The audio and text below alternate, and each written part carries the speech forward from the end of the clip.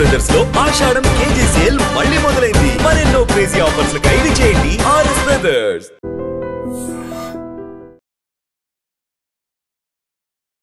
నమస్కారం, welcome to I dream. ధర్మ మార్గం విత్ విజిత కార్యక్రమానికి స్వాగతం.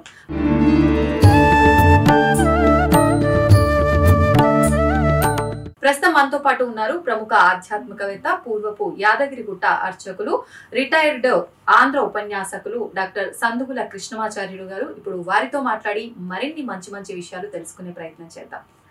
నమస్కారం అండి.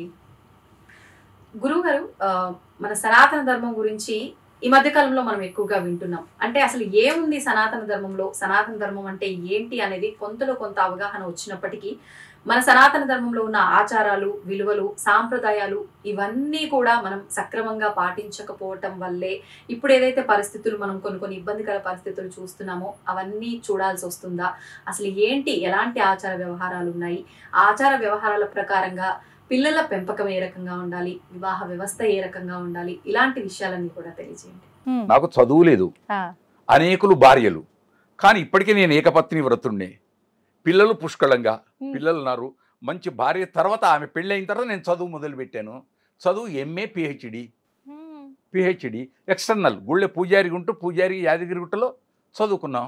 అప్పుడు మీలాంటి వాళ్ళు ఏమన్నారు, నువ్వు పూజారి కదనయ్యా, మంచి ప్రభుత్వానికి వెళ్ళొచ్చు కదా, ఈ దక్షిణలు ఈ ఎందుకు ఇలా చెయ్యి, ఇలా ఉండొచ్చు కదా, ఈ చెయ్యి కంటే ఇలా ఉండొచ్చు కదా అన్నాడు. అంతే. అప్పుడు వెళ్ళాం సర్వేలు. మా డీజీపీ మహేందర్ రెడ్డి మా స్కూలే, బుర్రా వెంకటేశం మా సర్వేలు రెసిడెంట్ స్కూల్. అప్పుడు నేను సెలెక్ట్ అయ్యాను. అది మంచిది, మరో ప్రపంచం, చాలా చక్కటి విజ్ఞానం. ఆ తర్వాత అక్కడి నుంచి జూనియర్ లెక్చరర్ రావడం, డిగ్రీ కాలేజీ, ఇవన్నీ సహజంగా వచ్చేవి. ఆ తర్వాత పిహెచ్డి చేయడం. అంటే ఇప్పుడు మీ జాతక రీత్యా లేని అన్ని మీకు వచ్చినాయి అని అంటే ఏటికి ఎదురీత ఒక రకంగా అది మీ పట్టుదల అనుకోవాలా? అంటే మీరు వివాహం తర్వాత కాబట్టి ఆమె కాలం పెట్టేందుకు అది ఆమెకి ఎప్పుడైనా ఆమెదే, అది మాత్రం వాస్తవం. అంటే ఇది నమ్మొచ్చు. ఇల్లాలు ఆవిడ ఎవరు? లాలిత. లాలిత అంటే ఆనందాన్ని పంచునది, లాలించున్నది, భర్తకు ఆనందం అందించున్నది లాలిత. ఒకటి అనేక అర్థాలు. అంతేనా? ఇంటికి దీపం ఇల్లాలే. అవును, ఇంటిని చూసి ఇల్లాలని చూడమంటారు కదండి. ఇల్లును చూడు, ఇల్లాలిని చూడు. అవును, ఇల్లును చూడు, ఇల్లాలిని చూడు. లాలిత ఆవిడ. అందరికి అన్నం పెట్టాలన్నా, ఏం చేయాలన్నా పురుషుడు దండగా. పురుషుడు దండగాని కాదు, అంటే అంత వ్యవహారం రాదు వీళ్ళకి. అంత సహనం ఉండాలి. స్త్రీకి సహనం గొప్పది. కారణం ప్రసవం స్త్రీకే, పురుషుడికి లేదు. కారణం 9 నెలలు తాను గర్భాన్ని ధరించి లోపల అతన్ని హాయిగా ఉంచేసి మంచి మంచి మాటలతోటి లోపల విజ్ఞానం పంపించి, ప్రసవం అంటే పునర్జన్మతో తను ప్రసవం ఇచ్చి పెంచి పెద్ద చేసి లోకానికి వీరుడు కావాలి, శూరుడు కావాలని కలలు సాకారమైతే కౌసల్య సుప్రజ రామ. కౌసల్య సుప్రజ రామ కలలు సాకారమైతే. కాకుంటే పోయి ఏం చేస్తాం అనుకుంటుంది అంతే. పోయి ఇలాంటి వాడు పుట్టాడు, అయ్యో ఏ దేవుడా నేను ఏం పాపం చేశాను. ఏం పాపం చేయలే, ఇద్దరిది సమానం, భార్య భర్తలది ఇద్దరిది సమానం. కానీ బాధపడేది తల్లి. ఎక్కువ బాధ తండ్రికి ఉంటుంది బాధ, కానీ అంతా ఉండదు, ఆమెకి ఎక్కువ ఉంటుంది. ఎందుకని అంటారు? ఇది మాతృస్వభావం. కాఠిన్యం పురుషుడి స్వభావం, ఆర్ద్రత మా స్త్రీ స్వభావం. సహజంగా ప్రకృతి సిద్ధం అంతే. రాముడు ఇప్పుడు దేవుడికి విష్ణువుకు కోపం వచ్చి, ఒరే పాపి నువ్వు నా దగ్గర రాకూడదు పరమపదానికే అంటే ఆమె ఏమంటది, పాపా వాడు పాపాలు చేశాడా, అన్ని తప్పులు చేశాడా అని. తల్లి ఏమంటుంది లోపల నుంచి, నాన్న అట్లే అంటాడు రా, చూడరా, ఆగరా, నేను వస్తా అని చెప్పి తల్లి ఎట్లనో అక్కడ ఆదిలక్ష్మి కూడా అంతే. పైన ఆదిలక్ష్మి కూడా పాపా నువ్వు చేయలేదా తప్పు, నేను చేశానా అంటాడు నారాయణుడు. అప్పుడు ఏమంటుంది, అక్కడ అరణ్యంలో నువ్వు ఉండగా శూర్పణకు వచ్చింది, నిన్ను ప్రేమిస్తా అని వచ్చింది. వచ్చినప్పుడు అవునో కాదో నువ్వు చెప్పుకోవాలి. నేను నిన్ను ప్రేమిస్తున్నానో లేదు, నిన్ను ప్రేమించట్లేదు, నాకు భార్య ఉందనో చెప్పుకోవాలి. చెప్పుకున్నావు, బాగుంది, అంతవరకు ఆపేసేయాలి, వెళ్ళిపోమ్మనాలి. అనలే, నువ్వు ఏమన్నా లక్ష్మణుని చూపించావు, నాకు ఒక ఆమె ఉంది, ఆయనకు ఎవరు లేరు, పో అన్నావు. అది పాపం కదా? ఒక ధర్మాత్ముని చెడగొట్టడమే కదా. లక్ష్మణుడు సరి శిక్ష వేశాడు, తర్వాత వేరు. ధర్మాత్ముడు ఉత్తముణ్ణి నువ్వు చెడగొట్టడానికి ఓహో అని. అప్పుడు నారాయణుడు, నేను కూడా తప్పు చేశానా, అని అప్పుడు పిల్లగాడి దగ్గరికి ఉంటాడు. మనం ప్రాణం పోయిన తర్వాత, తప్పు పాపాలు చేసిన తర్వాత, పైకి పోయిన తర్వాత అప్పుడు ఆ బిడ్డని తీసుకొని కూర్చోబెట్టుకొని, నాన్న ఇక ముందు ఆ పనులు చెయ్యకు అలా నిజంగా చెప్తారా? చెప్పాలి. కానీ శిక్షలు పడతాయి కదా. అలా నిజంగా చెప్పాలి, అలా నిజంగా వాడు తయారు కావాలి. మళ్ళీ అవును, అతనిలో మార్పు రావాలి. అంతే ఉమ్, అంతే. వచ్చిందా ఉమ్, సంతోషం, రాలేదా గుర్రాన్ని నీళ్ళ దాకా తీసుకుపోతాం, తాగితే అది దానికి ఆనందం, అంతే. తాగుకుంటే దాని ఇష్టం. అవును, అవును, కర్తవ్యం మనది, తల్లిదండ్రులది. అవును. తల్లిదండ్రులది మొదటిది, కర్తవ్యం వాళ్ళది. ఉమ్, అది అంతే. అధ్యాపకుడు అంతే. ఉమ్. ఇప్పుడు కొన్ని సందర్భాల్లో ఏదైనా తప్పు చేశారు పిల్లలు, అది ఆడపిల్లలైనా మగపిల్లలైనా అంటే ఖచ్చితంగా తల్లిదండ్రులనే తప్పు అని అంటారు. అంటే పెంపకం బాలేదు కాబట్టి పిల్లలు ఇలా పాడైపోయారు అని. మనం ఇందాక మాట్లాడుకున్నట్టుగా తలరాత అని కూడా అనుకున్నాం. మరి తలరాత ప్రభావం ఎక్కువ ఉందా వీళ్ళు చేసిన పెంపకమా? అన్ని ప్రభావాలు ఉంటాయి, ఒకటి కాదు. ఉమ్, లోపల ఉండే గర్భధారణ అప్పటి నుండి, ప్రారంభం నుండి ప్రభావం ఉంటుంది. ఉమ్, మొదటిది. రెండవది పెంపకం ప్రభావం ఉంటుంది. మూడవది సమాజము యొక్క స్థితి ప్రభావం ఉంటుంది. ఉమ్, సహజంగా వచ్చేటువంటి స్నేహిత బంధువు ఉంది, ఆ ప్రభావం ఉంటుంది. ఉదాహరణకు సెంట్ ఉంది, సెంట్ రాసుకున్న ఆయన నన్ను తాకి వెళ్ళాడు, నాకు కొద్దిగా ఇట్లా గానంగానే ఆ ప్రభావం సెంటుది నా మీద పడింది. బా అనుకున్నా, కొద్ది ఒక నిమిషం ఆనందపడినా. అదే నేను అక్కడ బస్ స్టాండ్ లో నిల్చున్నా, పక్క టైర్లు అతను కాలబెట్టాడు, టైర్లు కాలుతున్నాయి, పొగ వచ్చింది. నేను ఇంటికి పోగానే అంత పొగ అంతా ఎక్కడో చెడ్డది పొగ. అది సమాజ ప్రభావం. ఇది సమాజ ప్రభావం. పిల్లవాడు బాగుపడుతుంటే అరే చదువుడు ఎందుకురా, సినిమాకిరా, అటు ఆడదాంపా అంటే అది సమాజ ప్రభావం. కాబట్టి స్నేహితులు కారణం. దుర్యోధనుడు చక్కటి రాజనీతిజ్ఞుడు. దుర్యోధన దగ్గర చెడు ఉండడం వేరు, కలిపురుషుడు చెడు వేరు, మంచి రాజనీతిజ్ఞుడు. అయినా కర్ణుడు ఉన్నాడే, పోని కర్ణుడు చెడ్డవాడు కాడు, దానకర్ణుడు. కానీ చెప్పింది మాటలు. ఒకడేమో స్నేహితంగా చెప్పాడు, ఇంకొకడేమో కక్ష సాధించుకొని శకుని చెప్పాడు. శకుని లోపలుండే కక్ష, గాంధారి వాళ్ళ తల్లిదండ్రుల మీద ఉండే కోపంతో ఆ పగ తీర్చుకోవడానికి మిత్రత్వంతో చెప్పాడు. కనుక సమాజ ప్రభావం ఉంటుంది, ఖచ్చితంగా ఉంటుంది. అంటే దీన్ని బట్టి మనం ఏం అర్థం చేసుకోవాలంటారు? అంటే చెప్పేవాడు ఎన్నైనా చెప్తాడు, ఎన్ని ఏ ప్రభావాలున్నా తాను ఆటుపోటులకు నిలబడితే ఉత్తముడు అవుతాడు. పెను తుఫాన్లు కూడా బ్రతికిన వాళ్ళు ఉన్నారు, విన్నారా? అన్ని ఉండి చెడిపోయిన వాళ్ళు ఉన్నారు. అవును, అన్నీ ఉండి పండిత వంశం, తల్లి మంచిది, తండ్రి మంచిది, అన్నీ ఉన్నాయి, కానీ చెడిపోయిన వాళ్ళు ఉన్నారు. కారణం చెప్పలేం. ఎందుకు గర్భధారణ అని కూడా ఒక మాట అంటున్నాం. కారణం, గర్భంలో ఉన్నప్పుడు విన్నవాడు ప్రహ్లాదుడు. గర్భంలోనే నారదుడు చెబుతూ ఉంటే కథలన్నీ విన్నవాడు ప్రహ్లాదుడు. ఆ తర్వాత ఒక తొడ మీద కూర్చోవాలని పట్టుదలతో ఉన్నవాడు ధ్రువుడు. రాజ్యపాలన ఏది కాదు, నా తండ్రి తొడ మీద నేను కూర్చోవాలి, మా సోదరుడు ఇంకొక తాను కూర్చున్నాడు, నాకు అదృష్టం దొరకలేదు అని పట్టుబట్టాడు. కాబట్టి ధ్రువుడు అయ్యాడు, ధ్రువ తార అయ్యాడు, పట్టుబట్టి భగవంతుని సాధించుకొని. అది మూడవాడు అభిమన్యుడున్నాడు. అభిమన్యుడు గర్భంలో ఉండగా తల్లి అడుగుతూ ఉంటే, అర్జునుడు మొత్తం పద్మ వ్యూహంలో ఎట్లా భేదించాలి ఏమిటి వెళ్ళి ఆ యుద్ధ తంత్రం తెలుసుకున్న వాళ్ళు ఉన్నారు. కాబట్టి గర్భధారణలు ఎలా ఉండాలో మనకు కొన్ని సాక్ష్యాలు ఉన్నాయి. అంటే ఈ ప్రభావం ఇప్పుడు పిల్లలు పెరిగే విధానం యొక్క ప్రభావం గర్భధారణ నుంచే మొదలవుతుంది. గర్భధారణ నుంచి ప్రారంభం.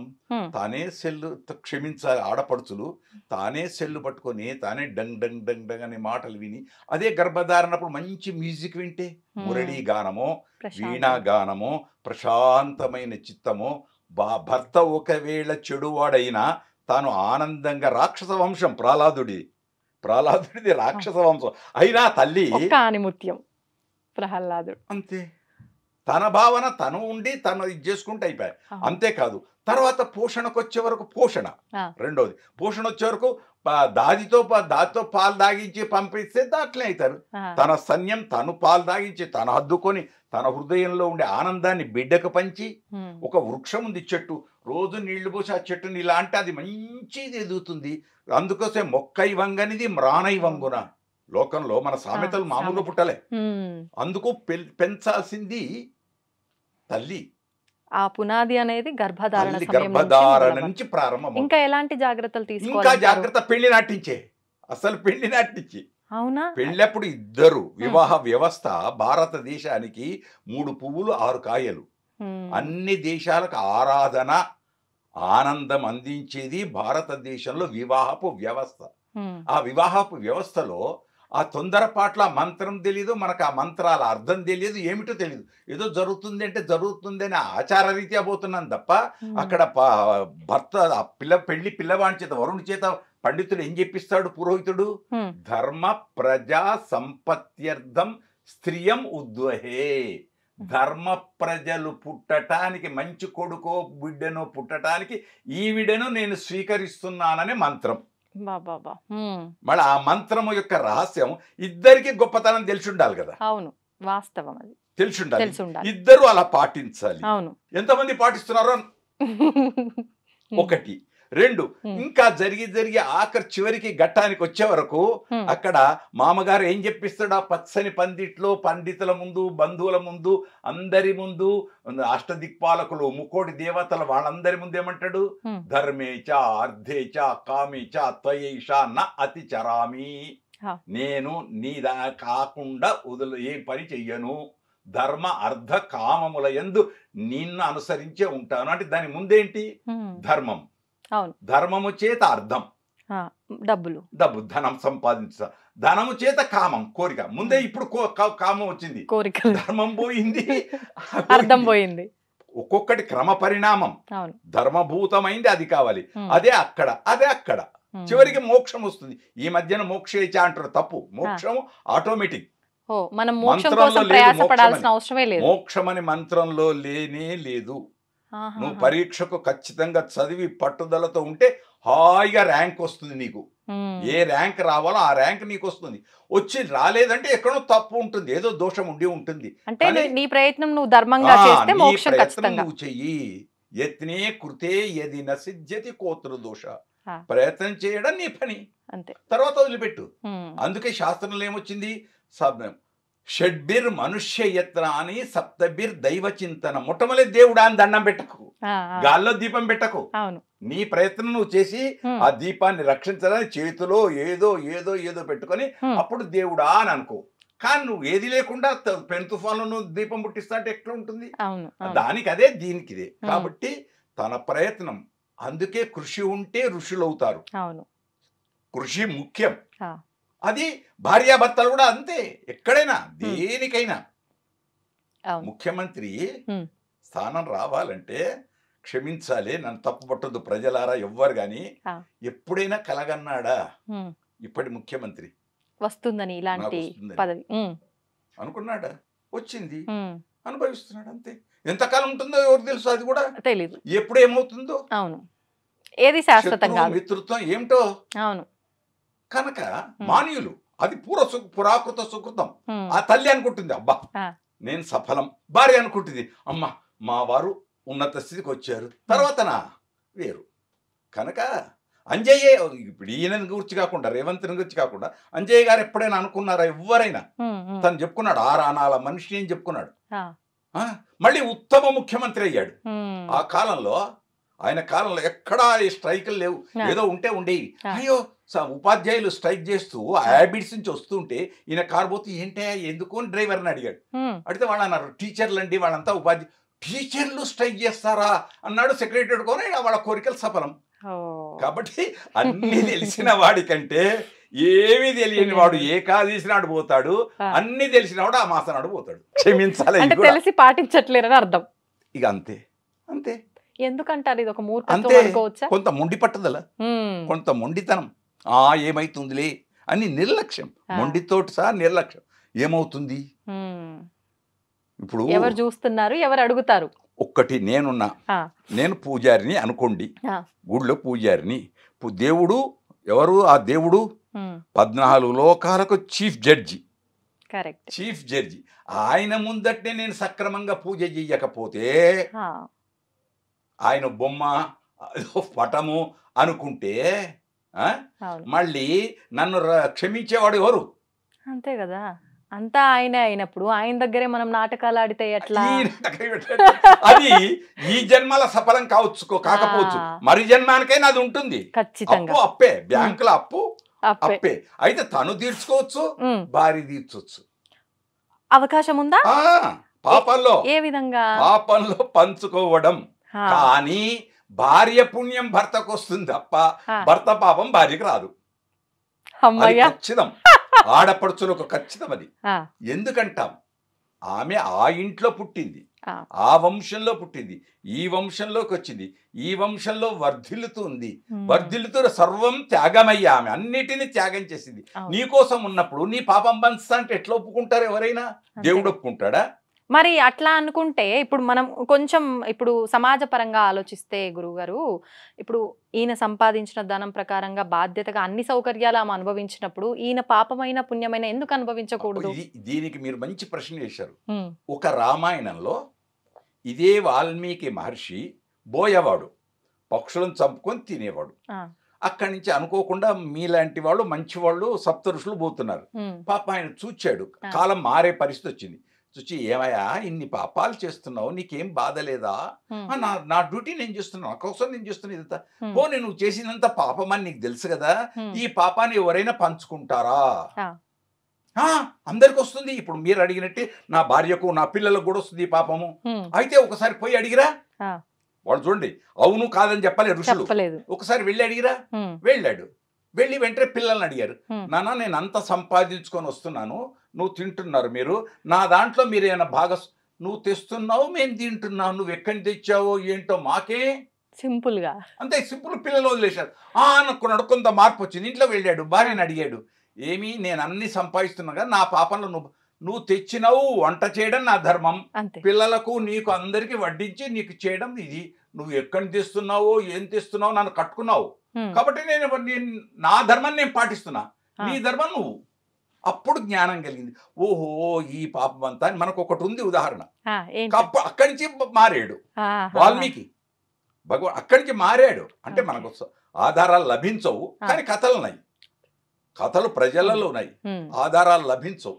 కనుక పాపం భార్యకు రాకపోవచ్చు, రావచ్చు కూడా.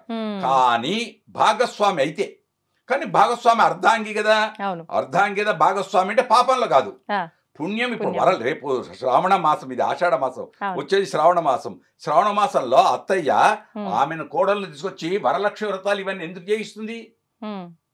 అంటే ఆమె చేసిన పుణ్యం ఇల్లందరికీ చేసిన పుణ్యం ఇంటికంతా రావాలి. మనది గొప్పది భారతీయ సంస్కృతి. కారణం పాల్గొన అది మాఘ పాల్గొన చైత్ర వైశాఖ మాసాల్లో పెళ్లిళ్ళు, జ్యేష్ఠ మాసం దాకా పెళ్లిళ్ళు. ఆ తర్వాత ఆషాఢం వస్తుంది. ఆషాఢం నెల రోజు విడి ఉండడం. ఇప్పుడు వేరు, ఇప్పటి కాలాలన్నీ వేరు. అప్పుడు అత్తగా తల్లిగారింట్లోనే ఉండాలి, ఈయన ఇక్కడనే ఉండాలి, అవన్నీ పెద్ద పెద్ద నియమాలు ఎన్నో ఉన్నాయి. ఇప్పుడు కడప దాటు ఏవో చెప్తారు, అవన్నీ వేరు. మొత్తం నవీన విప్రలంబేన శృంగార పుష్టిమశ్రుతి. కొత్తగా పెళ్ళైన వాళ్ళు ఆమె మనస్సు ఈయన మీద ఉంటుంది, ఈయన మనస్సు ఆ మీద ఉంటుంది. కనుక ఆ నెల రోజుల తర్వాత ఇద్దరు వచ్చి భార్యాభర్త అన్యోన్యం కాకుండా అత్తనే తల్లి అబ్బాయి తల్లే తీసుకొచ్చి ఇంట్లో పూజల పేరు మీద ఇద్దరిని కూర్చోబెట్టి పూజలు చేయించి వ్రతం చేయించి, ఒకవైపు నిష్ఠ, ఒకవైపు ప్రేమ, భక్తి, రక్తి. కనుక ఎందుకు ఇచ్చారు? మంచి సంతానం రావడానికి. ఇదంతా ప్రకృతి సహజంగా పెద్దలు ఏర్పరిచినటువంటి భాగం. అందుకు ఆషాఢం వస్తే విడదీస్తుంది, శ్రావణం వస్తే కలుపుతుంది, అంతే. ఇప్పుడు నిజంగా ఇది మన పురాణాల నుంచి ఉందా ఈ భార్య భర్తలు విడిగా ఉండటం అనేది? ఎప్పటి నుంచి విడిగా ఉండే పురాణాలు కాదు, మన సహజం. మనం ఇప్పుడు 12 గంటలకు నేను భోజనం చేయాలి, 12 గంటలకు నాకు భోజనం దొరకలే, అప్పటి నుంచి ఇక ప్రారంభం అవుతుంటుంది లోపల ఆకలి ఆకలి ఆకలి. ఏ ఆకలి ఎట్లుంటుందో చెప్పలేదు. కోరికలు కూడా ఆకలే, కోరికలు కూడా ఆకలే. ఆవిడని చూడాలని ఈయనకు, ఈయనను చూడాలని ఆయనకు, వీటి మనసులు. అనుకోకుండా మంచి పదార్థం దేవుడి దగ్గర నుంచి ఎక్కడో దొరికినటువంటి మధుర పదార్థమో మంచి రుచికర పదార్థం దొరికిందనుకో, అప్పుడు ఏం చేస్తాడు?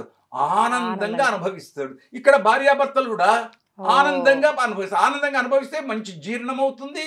ఆ ఇద్దరు అన్యోన్యంగా ఉంటారు, ప్రేమగా సల్లాపాలు అన్ని ఉంటాయి.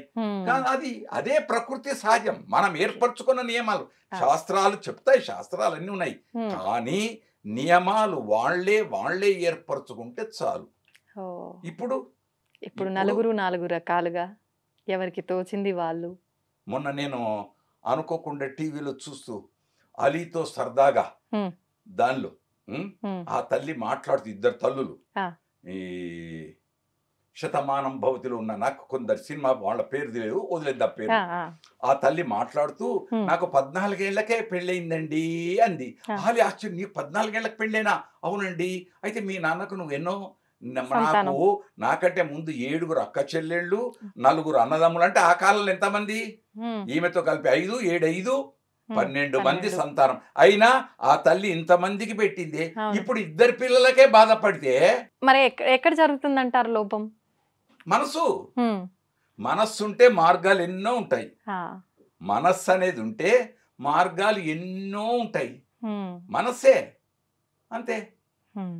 కుంతి అడవిలో పాండవులను ఎట్లా పెరిగారు? మళ్ళీ ఇక్కడ అన్నీ ఉన్నాయి. గాంధారి దగ్గర 100 మంది, మళ్ళీ ఒక్కడు యూసుడు అనేవాడు ఉన్నాడు అనుకోండి. ఉంటారు, మంచి ఉంటుంది, చెడు ఉంటుంది. వికర్ణుడు అనేవాడు ఉన్నాడు, అంత వేరు, కానీ తక్కువ. కాబట్టి చెడుకు ఉంటుంది, మంచి ఉంటుంది. పౌర్ణిమ ఉంది, అమావాస్య ఉంది, మంచి ఉంది, చెడు. దాన్ని నిజం తెలుసుకు మెలగాలి మనిషిలాగా. సినిమా పాట, ఒక పాట, నిజము తెలుసుకు మెలగాలి మనిషిలాగా. ఆ పాటలు ఇవి ఇప్పుడు లేవు. 1, 2 నన్ను మళ్ళీ వేరే విధంగా అనుకోకండి. బడిపంతులు సినిమా ఆనాటిది ఉంది. ఎన్టీ రామారావు గారు, అంజలి, బూచాడమ్మ బూచాడు. అప్పుడు మొట్టమొదట ఫోన్లు వచ్చిన కాలం. అప్పుడు ఏది ట్రంకాలు ఊరికి వచ్చింది అని అంటే ఊర్లలో ఎట్లా ఉండేది ఆ కాలంలో? ట్రంకాలు ఊరికి వచ్చింది పోస్ట్ ఆఫీస్ కంటే ఎవరో చనిపోయినారు, ఏదో చెడు వార్త వింటున్నాం అనేదే ఉండేది. ఇప్పుడు ఇంట్లో 5 ఫోన్లు, 3 ఫోన్లు, ప్రతి వాళ్ళకు, పిల్లలకు ఫోను, అందరికి ఫోనేనా. మళ్ళీ ఏమైపోయింది? విచ్చలవిడి. దాన్ని ఎట్లా ఇప్పుడు కత్తి ఉంది, కత్తి ఎలా వాడుకోవాలో అలా వాడుకోవాలి. ఆయుధం అది మంచికి రక్షణ, బెదిరించడానికి దేనికైనా ఉంటుంది. మళ్ళీ అది తను వాడుకునే తీరు ఉంటుంది. కనుక అధ్యాపకుడి యొక్క పద్ధతి, పిల్లలను తీర్చిదిద్దాలనే మనసులో అధ్యాపకుడికి ఉండాలి, పిల్లవాడికి గ్రహించాలని ఉండాలి. అందుకే వివేకానందుడు ఒక మాట అన్నాడు. 2 రకాలు వివేకానందుడి సూక్తి లోపల. జీర్ణం కావాలి, ఇక్కడ మేధస్సు, ఇక్కడ అన్నం.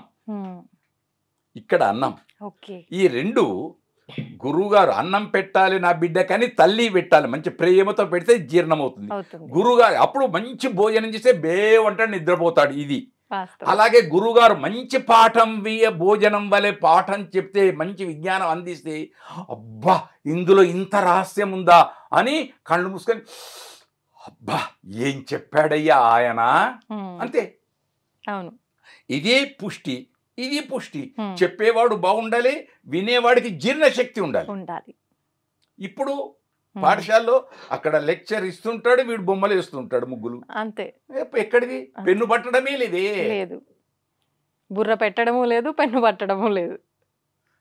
ఈ మధ్య కాలంలో ఈ కరోనా పుణ్యం అంటూ ఆన్లైన్ క్లాసులని వచ్చిన తర్వాత మొత్తం చదువులన్నీ అటక్కెక్కాయి.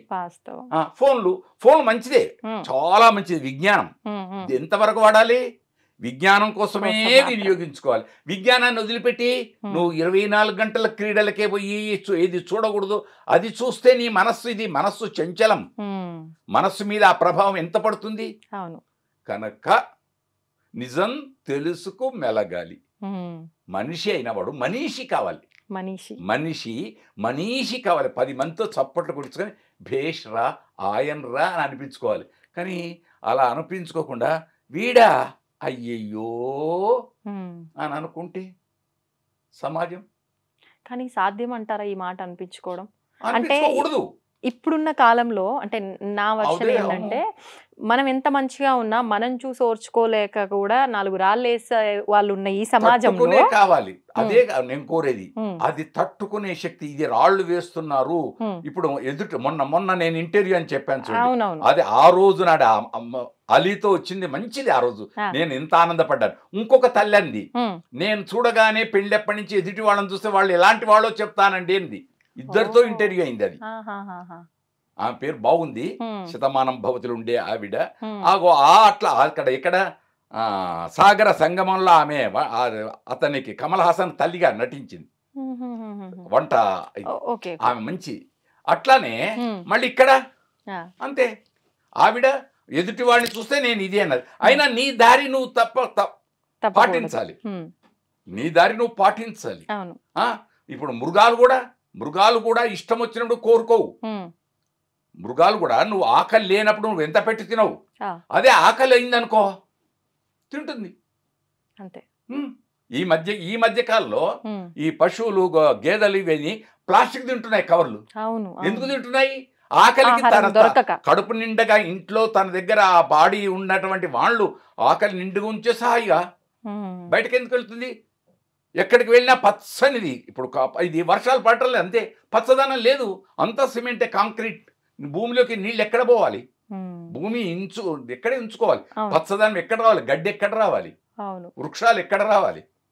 ఎక్కడో పెంచేస్తున్నాం మెడపైన పెంచేస్తే ప్రకృతికి ఏం లాభం? అదే కదా. జంతువులకేం లాభం? ఒకనాడు ఇంటి ముందర ముంగిళ్ళు ఉండేది, చావడి అరుగు మీద ఓరో వచ్చి కూర్చున్నావు. బాటసారి పోతూ అలసిపోయి వచ్చి కూర్చుంటే ఇంటి వాళ్ళు వచ్చి యజమాని వచ్చి, ఎక్కడండి, ఏ ఊరండి, ఏమండి మీకు మంచినీళ్ళు కావాలా, ఆఖరికి మజ్జిగ కావాలా అని అడిగారు. వీళ్ళు ఇచ్చేవాళ్ళు, వాళ్ళు తీసుకున్నారు. అమ్మా చల్లగుండు అన్నారు. ఇప్పుడు ఆ మాటలు వింటున్నామా?